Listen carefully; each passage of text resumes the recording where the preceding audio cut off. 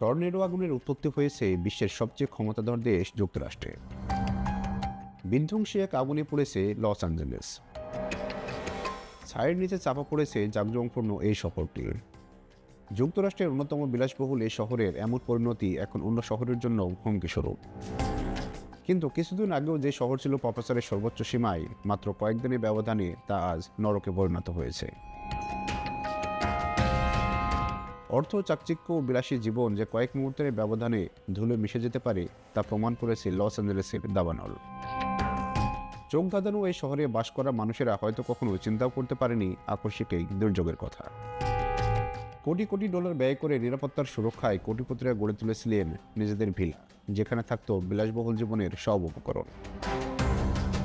তবে প্রকৃতির কাছে যে অর্থ, বিত্ত ও কোনো ক্ষমতায় খাটে না তা বুঝিয়ে দিয়েছে লস অ্যাঞ্জেলেস।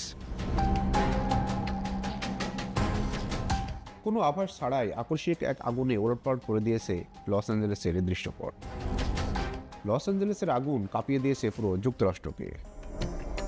লস অ্যাঞ্জেলেসের মতো সুরক্ষিত শহর যদি রাতারাতি পুড়ে যেতে পারে, তাহলে সেই বিপদ আসতে পারে অন্যান্য শহরগুলোতেও। কোনো পরিণতির কথা চিন্তা ছাড়াই দিনের পর দিন পাপাচারের সব সীমা অতিক্রম করে যাচ্ছে। কিন্তু কিভাবে এই আগুন পুরো লস অ্যাঞ্জেলেসকে গ্রাস করলো? যেটাকে সবাই দাবানল বলছে, সেটা কি আদৌ কোনো দাবানল, নাকি মনুষ্যসৃষ্ট কোনো গভীর ষড়যন্ত্র লুকিয়ে আছে? আজকের পর্বে থাকছে যুক্তরাষ্ট্রের লস অ্যাঞ্জেলেসের দাবানলের বিস্তারিত।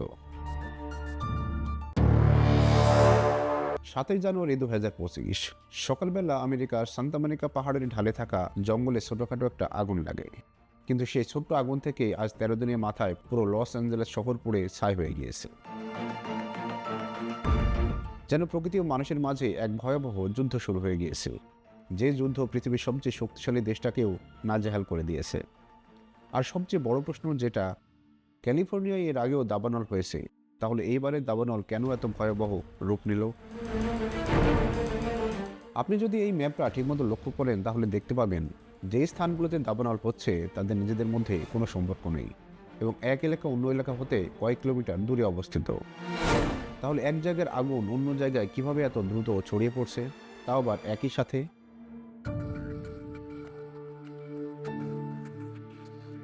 এখন দেখা যাক আগুন এত কিভাবে দ্রুত ছড়িয়ে পড়ছে। যুক্তরাষ্ট্রের গত 150 বছরের ইতিহাসে সবচেয়ে বড় দাবানল এটি। 7 জানুয়ারি মাত্র কয়েক ঘন্টার ব্যবধানে এই আগুন 20 একর এলাকায় ছড়িয়ে পড়ে। আমরা যদি ক্যালিফোর্নিয়ার জিওগ্রাফিক ম্যাপ দেখি, তাহলে ক্যালিফোর্নিয়া যুক্তরাষ্ট্রের একেবারে পশ্চিম দিকে অবস্থিত একটি বড় রাজ্য। আর ক্যালিফোর্নিয়ার ঠিক দক্ষিণ পশ্চিমে লস অ্যাঞ্জেলেসের অবস্থান। জনসংখ্যার দিক থেকে লস অ্যাঞ্জেলেসকে আমেরিকার দ্বিতীয় শহর বলা হয় এবং এই শহরে প্রায় 40 লক্ষ মানুষের বসবাস। তবে শহরের আশেপাশে প্রায় 90টি ছোট ছোট শহর রয়েছে, যেগুলোকে একসাথে বলা হয় লস অ্যাঞ্জেলেস কাউন্টি। লস অ্যাঞ্জেলেসের ভৌগোলিক অবস্থানের কারণে এখানে বায়ুর চাপ অনেক কম থাকে, কারণ ক্যালিফোর্নিয়ার দক্ষিণে একটা মরুভূমি রয়েছে। এই মরুভূমি থেকে একটা উচ্চ চাপযুক্ত গরম হাওয়া লস অ্যাঞ্জেলেসের উপর দিয়ে বয়ে যায়। এই গরম বাতাসকে বলা হয় সান্টা আনা। এই গরমের তীব্রতা এতটা যে তা স্বাভাবিক জীবনকে ব্যাপকভাবে ব্যাহত করে। এই বাতাসের গতিবেগ ঘন্টায় 112 থেকে 120 কিলোমিটার পর্যন্ত হতে পারে। ফলে যে এলাকার ওপর দিয়ে এই বাতাস বয়ে যায়, সেই এলাকার গাছপালা শুকিয়ে একেবারে খটখটে হয়ে যায় এবং বাতাসের জলীয় বাষ্প একেবারে কমে যায়। আর এই পরিস্থিতিতে আপনি যদি সিগারেটের ছোট্ট টুকরাও রাস্তায় ফেলে দেন, সেটা দিয়েও বড় অগ্নিকাণ্ডের ঘটনা ঘটতে পারে। লস অ্যাঞ্জেলেসের যে এলাকায় আজকের এই দাবানল সৃষ্টি হয়েছে, সেখানে প্রতি বছর কিছু না কিছু বৃষ্টিপাত হয়। কিন্তু ক্যালিফোর্নিয়াতে শেষ বৃষ্টিপাত হয় এই দাবানলের প্রায় 10 মাস আগে। ফলে স্বাভাবিকভাবে এই এলাকা খুবই উষ্ণ ছিল।